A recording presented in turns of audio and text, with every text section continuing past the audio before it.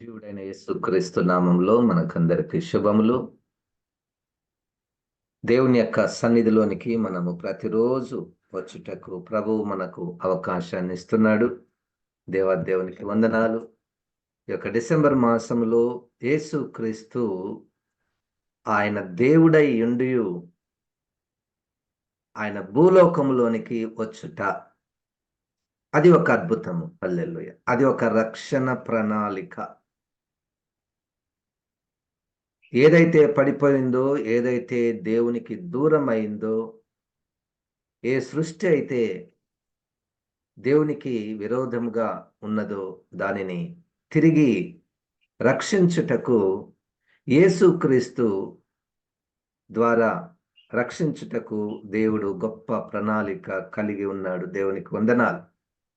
ఇది ఒక మర్మము. ఎందుకంటే పరలోకము నుండి ఒక వ్యక్తి ఈ లోకానికి వచ్చుట అన్నటువంటిది ప్రజలకు ఒక మర్మముగా ఉంటుంది. అది బుద్ధిపూర్వకముగా ఆలోచిస్తే అది మనకు అంతుబట్టదు. అదేంటయ్యా, పరలోకంలో నుంచి దేవుడు ఎట్లా కిందికి వస్తాడు? అన్నీ అంటే పరలోకం నుండి పరిశుద్ధాత్మ ద్వారా కన్యక మరియ గర్భములో జన్మించుట, ఇవన్నీ కూడా నమ్మబుద్ధి కానటువంటి విషయాలుగా చాలా మందికి అనబడుతుంటాయి. నిజంగానే మనం హేతుబద్ధంగా ఆలోచన చేస్తే అవి మనకు వెర్రితనముగా అనపడేటటువంటి విషయాలు. కానీ పరిశుద్ధాత్మ దేవుడు మన యొక్క మనసులో ఆయన విశ్వాసమును పుట్టించువాడు, ఒప్పింప చేయువాడు. అది మన ధైర్యం. మన ధైర్యము ఇతరులకు అక్షరార్థముగా రుజువు చేయడం కాక, పరిశుద్ధాత్మ దేవుని మీద మనం ఆధారపడుట ద్వారా దేవాది దేవుడే మానవాళి రక్షణ కొరకై ఈ లోకానికి వచ్చుట, పుట్టుట అన్నటువంటి విషయము దేవుడే మనతో ఒప్పింప చేయువాడు. దేవునికి స్తోత్రం. అట్టి విశ్వాసంతో మనము అట్టి విశ్వాసం కలిగి ఉండాలి. ఇతరులు కూడా పరిశుద్ధాత్మ దేవుని యొక్క ప్రేరేపణ ద్వారానే ఇట్టి గొప్ప అద్భుతమైనటువంటి మర్మములు వారు నమ్మగలరు, ప్రభువును అంగీకరించగలరు. దేవునికి వందనాలు. యేసుక్రీస్తు యొక్క పుట్టుక, యేసుక్రీస్తు యొక్క పుట్టుక 3 విషయాలతో ముడిపడినట్టు మనం గమనించాలి. మొట్టమొదటిగా యేసుక్రీస్తు పుట్టక మునుపు ఎవరో అన్నటువంటి విషయాన్ని మనం గుర్తించాలి. ఎందుకంటే మానవాళి యొక్క ఆరంభము పుట్టుకతో ప్రారంభమవుతుంది. మానవాళి యొక్క ఆరంభము పుట్టుకతో ఆరంభించబడి మరణముతో ముగించబడుతుంది అన్నటువంటి విషయము ప్రజలందరికీ తెలిసినటువంటి విషయం. ఈ దినమున అనేకులు క్రీస్తును దేవునిగా అంగీకరించకపోవడానికి గల కారణం ఏమిటంటే ఆయన పుట్టుకతోనే ఆయనను ఆలోచించుట. అందుకనే మనం చాలాసార్లు బోధిస్తుంటాం, ఆయన 2000 సంవత్సరాల క్రితం వచ్చాడు, 2000 సంవత్సరాల క్రితం వచ్చాడు అంటే మరి అంతకుముందు లేడా అన్నటువంటి ప్రశ్న ఎవరికైనా వస్తుంది. అంతకుముందు లేడు కదా. సరే, అనేక మంది భూమి మీదకి గొప్ప గొప్ప వ్యక్తులు జన్మిస్తూ ఉంటారు, అనేక కార్యాలు చేస్తూ ఉంటారు. అట్లే యేసుక్రీస్తు కూడా ఒక మంచివాడు, గొప్పవాడు, అద్భుత కార్యాలు చేసినటువంటి వాడుగా మనము చూపిస్తున్నాము. అయితే ఆ యేసుక్రీస్తు యొక్క ఆ ప్రత్యక్షతను సంపూర్ణముగా మనము చూపించగలగాలి, మనము నమ్మాలి. సో యేసుక్రీస్తు యొక్క పూర్వ స్థితి, pre existence of Jesus Christ, అంటే ఆయన అంతకు ముందే ఉన్నటువంటి వాడు అన్నటువంటి విషయాలను మనము పరిశీలించాలి. యేసుక్రీస్తు ఈ లోకంలోనికి రాకమునుపు ఆయన తండ్రి దగ్గర ఉన్నటువంటి వాడుగా మనము గుర్తించాలి. దేవునికి స్తోత్రం. హల్లెలూయా. ఆ విషయాలు మనము బైబిల్లో అనేక స్థలాల్లో మనము చూస్తూ ఉంటాము. ఆయన తండ్రి నుండి వచ్చినటువంటి వాడు, లేకపోతే పరలోకము నుండి వచ్చినటువంటి వాడుగా మనము గుర్తించాలి. మనము వాక్యంలో కొన్ని విషయాలను మనం గమనిస్తే, యోహాను సువార్తలో 6వ అధ్యాయములో కొన్ని వచనాలను మనం పరిశీలిద్దాము. యోహాను సువార్త 6వ అధ్యాయము 41, 42 వచనాలను, కొన్ని మాటలను మనం పరిశీలిద్దాము. యేసుక్రీస్తు యొక్క ఆరంభము ఆయన పుట్టుకతో మాత్రమే కాదు అన్నటువంటి విషయాలను మనం గుర్తించాలి. యోహాను సువార్త 6వ అధ్యాయం 41. కాబట్టి నేను పరలోకము నుండి దిగి వచ్చిన ఆహారమని ఆయన చెప్పినందున యూదులు ఆయనను గూర్చి సనుగుకొనుచు, ఈయన యోసేపు కుమారుడైన యేసు కాడా? ఈయన తల్లిదండ్రులను మనం ఎరుగుదుము గదా, నేను పరలోకం నుండి దిగి వచ్చి ఉన్నానని ఈయన ఎలాగో చెప్పుచున్నాడనిది. చూడండి, origin of Jesus Christ is in heaven. పరలోకము నుండి వచ్చినటువంటి వాడను. చాలామంది భూమి మీద ఇశ్రాయేల్ దేశంలో ఒక కుటుంబానికి పుట్టినటువంటి యేసుక్రీస్తుగా గుర్తిస్తున్నారు. కానీ యేసుక్రీస్తు పరలోక సంబంధి అన్నటువంటి విషయాలను మనం గుర్తించాలి. చాలామంది ఆయన కూడా మనుష్య కుమారుడు, అంటే మనుషులకు పుట్టినటువంటి వాడు, అది సత్యమే. కానీ ఆయన యొక్క పూర్వ స్థితిని మనం గుర్తించాలి. ఇదే యోహాను సువార్త 6:51లో, పరలోకము నుండి దిగి వచ్చిన జీవాహారమును నేనే, ఎవడైనను ఈ ఆహారము భుజించితే వాడెల్లప్పుడూ జీవించును, మరియు నేనిచ్చు ఆహారము లోకమునకు జీవము కొరకైన నా శరీరమే అని మీతో నిశ్చయముగా చెప్పుచున్నాను. నేను పరలోకం నుండి వచ్చినటువంటి జీవాహారమును నేనే. దేవునికి స్తోత్రం. హల్లెలూయా. ఫిలిప్పీ పత్రికలో 2వ అధ్యాయంలో 6వ వచనంలో, ఆయన యేసుక్రీస్తు దేవుని స్వరూపమును కలిగియుండియు, అది ఆయన pre existence of Jesus Christ, యేసుక్రీస్తు ఈ లోకమునకు రాక మునుపు ఆయన పరలోక నివాసిగాను, దేవునితో సమానునిగాను, దేవునికి ఉన్నటువంటి మహిమతో సమానమైనటువంటి మహిమ కలిగినటువంటి వాడుగాను ఆయన ఉన్నాడు. దేవునికి స్తోత్రం. ఇక కొలస్సీలకు రాసినటువంటి పత్రికలో 1వ అధ్యాయంలో 15వ వచనంలో, 19వ వచనంలో ఆయన గురించి మనం చూస్తే, 15వ వచనం, ఆయన అదృశ్య దేవుని స్వరూపి అయి, అదృశ్య దేవుని యొక్క స్వరూపము కలిగినటువంటి వాడై. దేవునికి స్తోత్రం. 19వ వచనంలో ఇక అనేక విషయాలు, ఆయన యందు సర్వ సంపూర్ణత నివసింపవలననియు, ఆయన శిలువ రక్తం చేత సంధి చేసి ఆయన ద్వారా సమస్తమును, అవి భూలోకమందునైనను పరలోకమందున్నవైనను, వాటన్నిటిని ఆయన ద్వారా తనతో సమాధాన పరుచుకునవలననియు తండ్రి అభీష్టమాయను.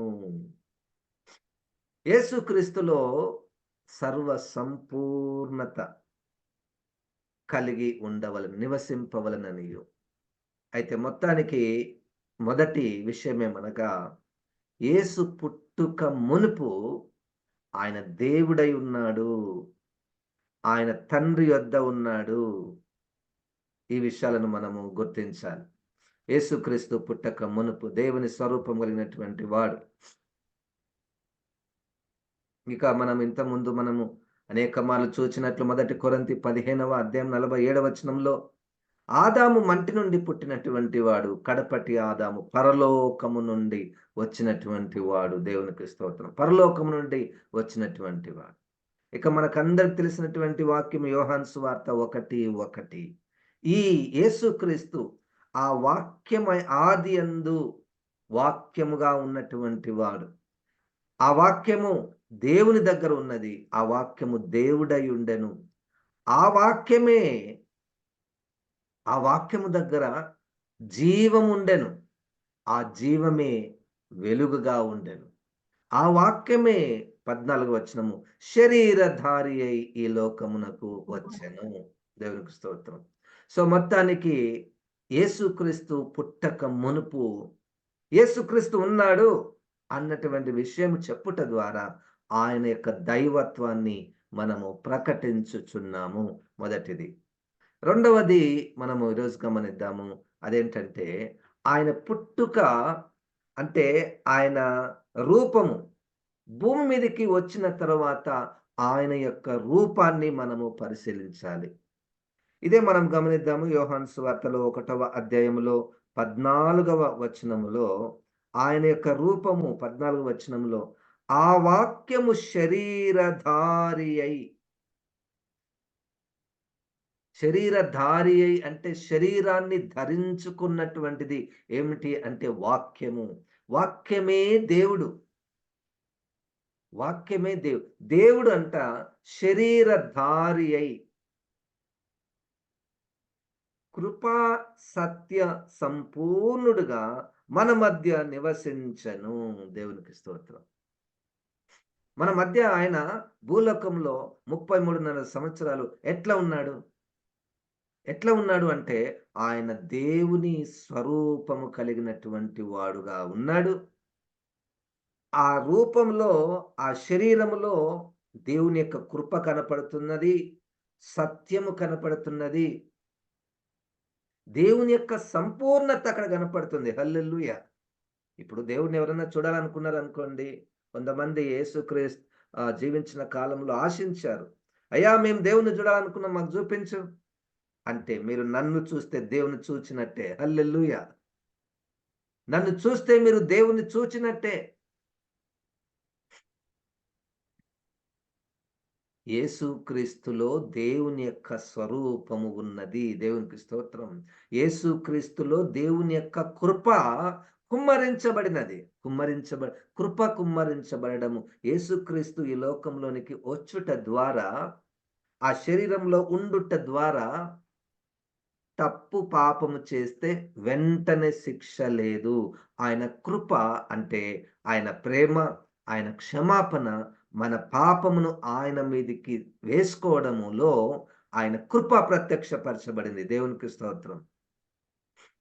దేవుని యొక్క కృప మన మీద ప్రత్యక్షపరచబడింది. మొదటిది. రెండవది సత్యము. సత్యమునకు ఆపోజిట్ అబద్ధము. అబద్ధికుడు ఒకడున్నాడు లోకంలో. వాడు ఏలుతున్నాడు కదా! అయితే అబద్ధములోనికి ప్రజలందరినీ ఆకర్షిస్తున్నాడు అపవాది. అయితే యేసుక్రీస్తులో ఏమున్నదంటే ఆ సత్యము. ఇక లోకానికి వేరుగా ఆయనలో సత్యము కనబడుతున్నది. దేవునికి స్తోత్రం. ఆ పిలాతుతో 18వ అధ్యాయం యోహాను సువార్తలో మనం చూస్తే సత్యమునకు సాక్ష్యం ఇచ్చుటకు నేను ఈ లోకంలోనికి పుట్టి ఉన్నాను. ఆయన సత్యము చెప్పుట కాదు కానీ ఆయనయే సత్యమైనటువంటి వాడు. ఆయన రూపం ఎటువంటిదో మనము పరిశీలిస్తున్నాము.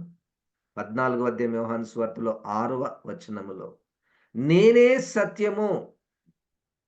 ఎందుకు ఈ మాట చెప్పవలసి వచ్చిందంటే ఇంకొకడు ఏం చెప్తున్నాడంటే నేనే అబద్ధము అని చెప్తున్నాడు. అబద్ధానికి ప్రజలు ఎంతగానో ఆకర్షితులవుతుంటారు. యేసు శరీరములో సత్యం ఉన్నది. హల్లెలూయా! ఇక్కడ మొట్టమొదటి పాఠం ఏంటంటే ఫిలిప్పి 2:5 ఇట్టి మనసును మీరును కలిగి ఉండండి. యేసుక్రీస్తునకు కలిగిన ఇట్టి మనసును మీరును కూడా కలిగి ఉండండి. మన యొక్క పుట్టుక నూతన జన్మ పుట్టుకలో సత్యం ఉండవలెను. దేవునికి స్తోత్రం. హల్లెలూయా! హెబ్రీయులకు రాసినటువంటి పత్రికలో 2వ అధ్యాయంలో ఆయన శరీరమును గురించి మనము చూస్తే 2వ అధ్యాయము 14వ వచనము. హెబ్రీ పత్రిక 2వ అధ్యాయం 14వ వచనము. ఏలైనగా ఆయన ఎంత మాత్రమును దేవదూతల స్వభావం ధరించుకొనక అబ్రహాము సంతాన స్వభావమును ధరించుకొని ఉన్నాడు. కాబట్టి ప్రజల పాపములకు పరిహారం కలుగుటకై దేవుని సంబంధమైన 13వ వచనం చదువుదాం. 13వ వచనం. కాబట్టి ఆ పిల్లలు రక్త మాంసములు గలవారైనందున ఆ ప్రకారమే మరణం యొక్క బలము గల వానిని అనగా అపవాదిని మరణం ద్వారా నశింప చేయుటకును జీవిత కాలమంతయు మరణ భయము చేత దాస్యమునకు లోబడిన వారిని విడిపించుటకు ఆయన కూడా రక్త మాంసములలో పాలివాడాయను. యేసుక్రీస్తుకు రక్తము మాంసం ఉందా? ప్రశ్న. ఎస్, ఆయన రక్త మాంసములలో ఉన్నటువంటి వాడు. ఇవన్నీ మిస్టరీ, ఇది ఒక మర్మము. ఇంతకుముందు ఏం చెప్పారు మీరు? దేవుని యొక్క స్వరూపం కలిగినటువంటి వాడు అని చెప్పారు. కానీ ఇప్పుడు ఆయన రక్త మాంసములలో పాలివాడై ఉన్నాడు. యేసుక్రీస్తు ఈ లోకంలో పుట్టిన తరువాత ఆయన యొక్క శరీరం, ఆయన యొక్క రూపమును గురించి మనము నేర్చుకుంటున్నాం. రక్త మాంసములలో పాలివాడైనటువంటి యేసుక్రీస్తు ఎందుకు రక్త మాంసములలో పాలివాడయ్యాడంటే 2 ఉద్దేశములు. మొట్టమొదటి ఉద్దేశము, యేసుక్రీస్తు శరీరాన్ని ధరించుకోవడానికి. ఆయన దేవుడై ఉండియు మానవుని పోలికలో పుట్టడానికి, మానవుని యొక్క శరీర రక్త మాంసములలో పాలివాడిగా కావడానికి ఉన్న మొదటి ఉద్దేశం ఏమిటంటే, ఈ మానవాళి యొక్క శరీరములో వెళ్తున్నటువంటి ఆ చీకటి శక్తిని, ఆ పాప భారాన్ని, పాపం వలన వచ్చు జీతమైనటువంటి శ్రమ, బాధ, వేదనలని ఆయన కూడా అనుభవించాలని. అందుకనే మన పాప భారము ఆయన మీద మోపబడింది. ఎట్లా మోపబడిందంటే, మనం శరీరంలో ఉన్నాము, ఆయన కూడా అదే శరీరంలోనికి ఆయన వచ్చాడు. మనకు రావలసినటువంటి శాపము యేసుక్రీస్తు మీద మోపబడింది.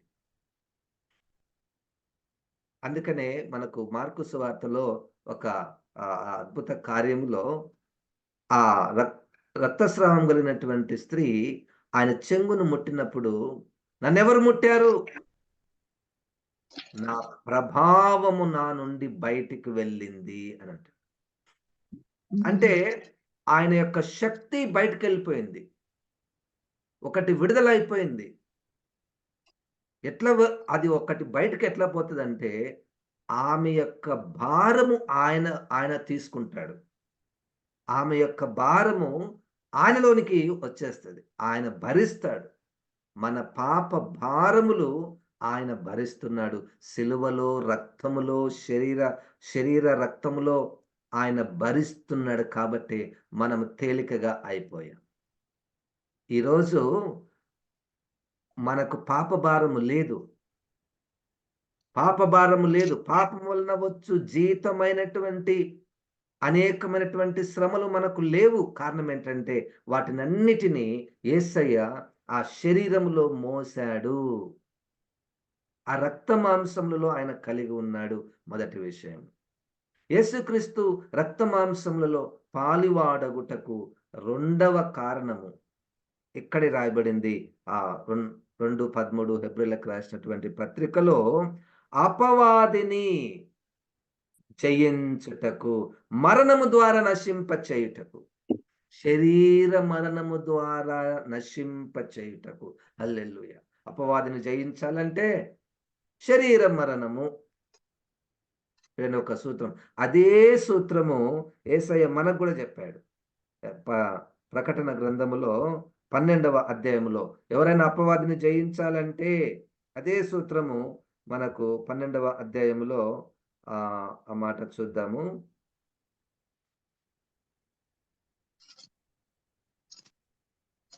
11వ వచనంలో, వారు గొర్రె పిల్ల రక్తమును బట్టి తామిచ్చిన సాక్ష్యమును బట్టి వానిని జయించి ఉన్నారు. యేసుక్రీస్తు అపవాదిని జయించాడు, నశింపచేశాడు. ఎట్లా అంటే, శిలువ మరణము ద్వారా, రక్త మాంసములలో ఉండి శిలువ మరణానికి ఎక్కుట ద్వారా. అయితే మనకు కూడా మనం రక్త మాంసములు మనం రక్తం కార్చిన అవసరం లేదు. కానీ యేసుక్రీస్తు రక్తము ద్వారా, ఎట్లా రక్తం ద్వారా? ఆయన నా పాప భారాన్ని తన రక్తం ద్వారా తొలగించాడు. ఎప్పుడు కూడా యేసు రక్తమును ఆశ్రయించుట, ఆయన శ్రమలలో సిలువ శ్రమలలో ఉన్నటువంటి రక్షణ కార్యాన్ని మనం గుర్తు చేసుకొనుట ద్వారా అపవాది ఓడించబడతాడు. అపవాదిని మనము జయించగలుగుతాము. హల్లెలూయా! ఇప్పుడు మనము ఎక్కడైనా అపవాది దయ్యాలు వచ్చినాయంటే యేసు రక్తమే జయం, యేసు రక్తమే జయము అన్నటువంటి నోటి మాట కా కా మునుపే ఆ రక్తము మీద మనకున్నటువంటి విశ్వాసము, ఆ రక్తమే గదా నన్ను నా పాపమును కడిగివేసింది. ఆ రక్తం మీద గదా అనేకుల పాపాలను కడిగివేసి అనేకులను రక్షణలోనికి నడిపిస్తున్నటువంటిది. ఆ రక్తమే గదా అపవాదిని ఓడించింది. ఆ మరణమే కదా అపవాదిని నశింపచేసింది అన్నటువంటి విశ్వాసము మనకుంటే అపవాదిని మనము ఈజీగా ఓడిస్తాము. హల్లెలూయా! అపవాది ఎంతో నిశ్చయంగా మనకంటే బలవంతుడు. అపవాది మనల్ని చాలా రకాలుగా ఇబ్బంది పెడతాడు. అయితే మనకున్న శక్తి మనలో లేదు కానీ, అపవాదిని జయించే శక్తి మనలో లేదు కానీ, మన దగ్గర లేదు కానీ ఆ యేసు రక్తంలో ఉన్నది. ఆ యేసు రక్తము మనలో ఉన్నది. 3:15 మొదటి పేతురు పత్రికలో ఆ అపవాదిని జయించినటువంటి యేసుక్రీస్తుని మనము ప్రతిష్ఠించుకొని ఉన్నాము. రోమా 13:14 అపవాదిని నశింపచేసినటువంటి ఆ యేసుక్రీస్తుని మనము ధరించుకొని ఉన్నాము. హల్లెలూయా! ఈరోజు మనం ఏం నేర్చుకుంటున్నామంటే ఆయన యొక్క శరీరము. ఈ లోకంలో ఆయన పుట్టినటువంటి ఆ శరీరమును గురించి మనము నేర్చుకుంటున్నాము. ఆయన రక్త మాంసములలో పాలివాడాయను. దేవునికి స్తోత్రం. హల్లెలూయా! గలతీలకు రాసినటువంటి పత్రికలో కూడా 4వ అధ్యాయములో 4వ వచనంలో మనము ఆ మాట మనం గమనిద్దాము. గలతీలకు రాసినటువంటి పత్రికలో 4వ అధ్యాయము. అయితే కాలము పరిపూర్ణమైనప్పుడు దేవుడు తన కుమారుని పంపెను. చూడండి, ఈ భాష ఆయన స్త్రీ యందు పుట్టి మనము దత్తపుత్రులము కావలనని ధర్మశాస్త్రమునకు లోబడి ఉన్న వారిని విమోచించుటకై ధర్మశాస్త్రమునకు లోబడిన వాడాయను. మరియు మీరు కుమారులైనందున నాయన తండ్రి అని మొరపెట్టు తన కుమారుని ఆత్మ దేవుడు మనకు హృదయంలోనికి పంపెను కాబట్టి నీవిక దాసుడవు కావు, కుమారుడవే, కుమారుడవైతే దేవుని ద్వారా వారసుడవు.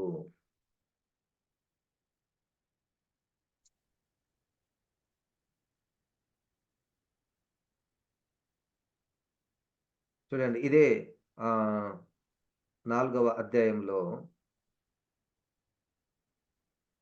గలతీలకు రాసినటువంటి పత్రికలో 4వ అధ్యాయంలో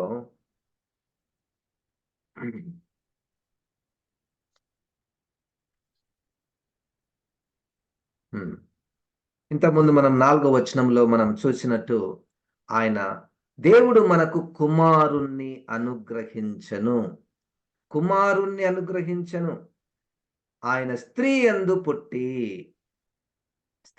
పుట్టి అది శరీరం. దేవుడు మనకిచ్చినటువంటిది దేవుని యొక్క కుమారుడు. ఆ ఇచ్చిన పద్ధతి స్త్రీ యందు పుట్టి.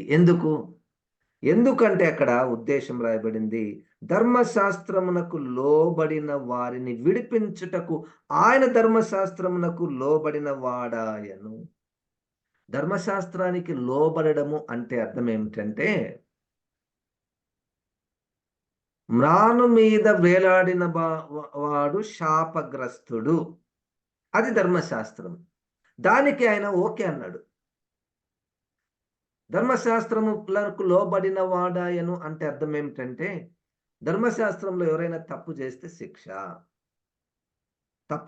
శిక్ష. అయితే ఈయన ఏమన్నాడంటే, మానవాళి యొక్క పాపమంతా కూడా నా మీద మోపబడింది. అంటే నా దగ్గర ఇప్పుడు పాపం ఉన్నది, పాప శరీరం ఉన్నది. యేసుక్రీస్తు యొక్క శరీరము పాప శరీరంగా మార్చబడింది. ఎందుకంటే లోక పాపము ఆయన మీద మోపబడింది. కాబట్టి ఆయన ధర్మశాస్త్రం ప్రకారము ఆయన శిక్షించబడాలి. లోబడిన వాడాయను. ఆ ధర్మశాస్త్రానికి లోబడిన వాడాయను అంటే, ఎట్లయితే ధర్మశాస్త్రము ప్రకారము పాపము చేసినటువంటి వారు శిక్షించబడవలెను, యేసుక్రీస్తు ఏ పాపము లేనివాడైనప్పటికీ మానవాళి యొక్క పాపము ఆయన మీద మోపబడి ఉన్నది. కాబట్టి ఆ పాపము ధర్మశాస్త్రం ప్రకారం శిక్షించబడాలి కాబట్టి ఆయన సిలువనెక్కాడు. ఈ శరీరములో ఆయన రావడానికి కలిగినటువంటి ఉద్దేశములు మనకు ఎన్నో వాక్యములో మనకు కనబడతాయి. దేవుడు శరీరంలోనికి వచ్చుట ద్వారా దేవుడు అనేక అద్భుత కార్యములను, రక్షణ కార్యములను ఆయన మనకు చేశాడు.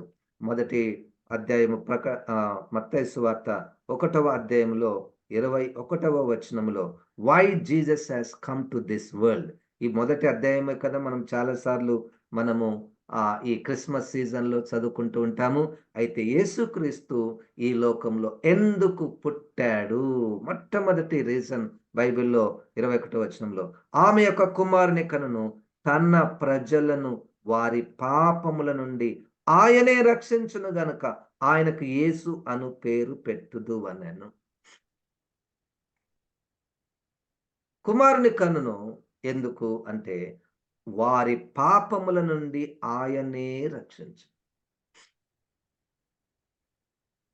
ఇప్పుడు ఎవరికైనా కుమారుడు కలిగితే ఎందుకు కుమారుడు? సాధారణంగా మనకొక అందరికి జనరల్‌గా ఒక స్ట్రక్చర్ ఉంటది. పిల్లలు పుడతారు, పెరుగుతారు, వాళ్ళు దీవించబడతారు. మనకు ఆశీర్వాదకరంగా ఉంటది, సమాజానికి ఉపయోగపడతారు కదా! కానీ యేసు ఈ లోకంలోనికి వచ్చుట ద్వారా ఆయన వారి పాపముల నుండి విడిపిస్తాడు. సాధారణంగా మనకు పిల్లలు పుడితే వాళ్ళు ఏమైతారో మనకు తెలీదు. ఏం చేస్తారో కూడా మనకు తెలీదు కదా! కానీ యేసుక్రీస్తు విషయంలో మాత్రము ఆయన పుట్టక మునుపే ఆయన పుట్టుతాడని, పుట్టిన తర్వాత దేని కొరకు పుడతాడన్నటువంటి విషయము కేవలము యేసుక్రీస్తు విషయంలోనే అది మనం చూస్తాం. చరిత్రలో ఏ మానవుని గురించి కూడా ముందుగా చెప్పబడలేదు. ఆయన పుడతాడు, ఆయన పుట్టిన తర్వాత ఇది చేస్తాడు అన్నటువంటి విషయం ఎవ్వరి గురించి కూడా చెప్పబడలేదు. కేవలం యేసుక్రీస్తుని గురించి మాత్రమే చెప్పబడింది. ఏం చెప్పబడింది? మామూలు విషయమా? ఆయన పుట్టిన తర్వాత గొప్పవాడైతాడు, రాజైతాడు అది కాదు. ఆయన పుట్టిన తర్వాత ప్రజల యొక్క పాపముల నుంచి ఆయన రక్షిస్తాడు. ఎంత అద్భుతమైనటువంటి విషయం.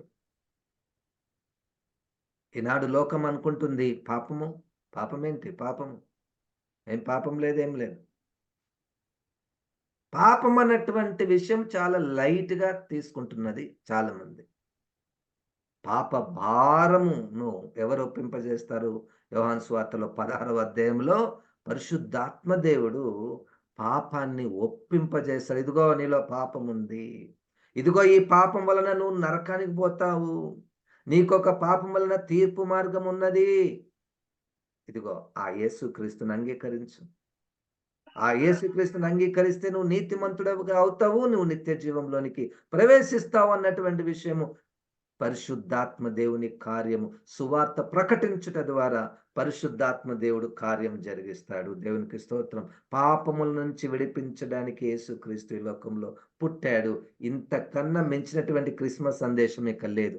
నేరుగా స్ట్రెయిట్‌గా సరళముగా క్రిస్మస్ సందేశం ఏంటి అంటే పాపముల నుంచి విడిపించడానికి యేసుక్రీస్తు ఈ లోకంలో పుట్టాడు.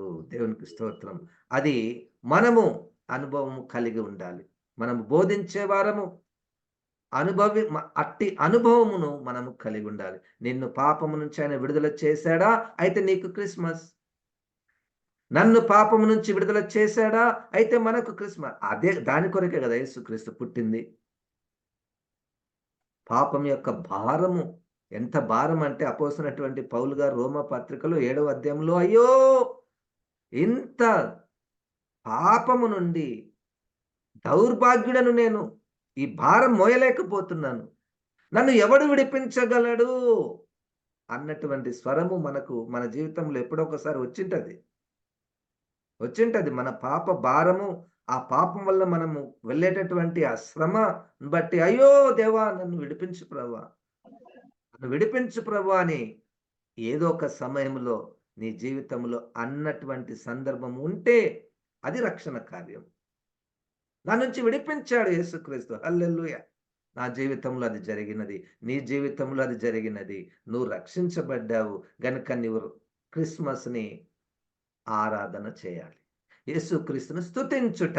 హల్లెలూయా! రక్షణను బట్టి యేసుక్రీస్తుని స్తుతించుట. అందుకొరకు యేసుక్రీస్తు ఈ లోకానికి వచ్చాడు. రెండో విషయం మనం ఇంతకుముందు చూసాం. సాతానుని ఆయన నశింప చేయుటకు ఆయన ఈ లోకానికి వచ్చాడు. ఫిలిప్పీ పత్రికలో 2వ అధ్యాయంలో మనం చూస్తే యేసుక్రీస్తు అంతగా తగ్గించుకున్నాడు. 7 స్టెప్పులు కిందికి దిగాడు. కారణం ఏంటంటే ప్రతి మోకాలు ఆయన ఎదుట వంగుటకు. హల్లెలూయా! ఈ వంగుట అంటే ఏంటి అంటే వంగలేదనుకోండి. మోకాలు వంగలేదు. మోకాలంటే శరీరరీతిగా ఆలోచించకండి. మోకాలు వంగుట అంటే ఆయననే నా దేవుడు అని ఒప్పుకొనుట. దానికి వ్యతిరేక పదము లేదు లేదు. ఇది అపవాది ఏమన్నాడు, నేను ఆయన దగ్గర ఎందుకు మోకాలు వంగేది? నేను ఆయన కంటే గొప్పవాడను అన్నటువంటి స్వభావము, అతిశయము, గర్వము అన్నటువంటిది లేక ఈయననే నా దేవుడు అన్నటువంటి దాన్ని ఒప్పుకోవడానికి యేసుక్రీస్తు ఈ లోకంలో పుట్టాడు. ఆయననే ప్రభువు అని మనము నోటితో మన నాలుక ఒప్పుకోవడానికి ఆయన ఈ లోకంలోనికి వచ్చాడు. ఇవి ఉద్దేశములు. ఆయన క్రీస్తు రాకమునుపు ఆయన ఎవరు? క్రీస్తు ఏ రూపంలో వచ్చాడు? రెండో విషయము. మూడో విషయము మనం ధ్యానం చేయబోతున్నాం ఇంకా. ఆయన రాకకు గల ఉద్దేశము ఏమిటి? పరిశుద్ధాత్మ దేవుడు ఇట్టి క్రీస్తును గురించినటువంటి జ్ఞానము మనకు అనుభవముగా చేయాలి. హల్లెలూయా! బుద్ధిపూర్వకముగా మనం ఎన్నో బోధించవచ్చు, నేర్చుకోవచ్చు, రాసుకోవచ్చు. బుద్ధిపూర్వకంగా అనేక విషయాలు మనం చేయవచ్చు. కానీ అనుభవ పూర్వకమైనటువంటి జ్ఞానము ఉండుట ద్వారా దేవునికి మహిమ, మనము ధైర్యంతో ఎంతో నిశ్చయతతో క్రిస్మస్‌ని మనం సెలబ్రేట్ జేసుకోవాలి. అంతేగాని వాళ్ళు చేస్తున్నారని మనం చేసేది కాదిది. మా వాళ్ళందరూ సంఘమంతా చేస్తున్నారు, నేను కూడా చేస్తా, నేను కూడా ఎగురుతా అన్నటువంటిది కాదు. పాపము నుంచి విడిపించబడినటువంటిది అనుభవము. దాని ద్వారా దేవునికి మహిమ. ప్రార్థన చేసుకుందాం. జీవం గల తండ్రి, నీ అద్భుతమైన జీవం కలిగినటువంటి మాటలను ప్రభా దీవించుము.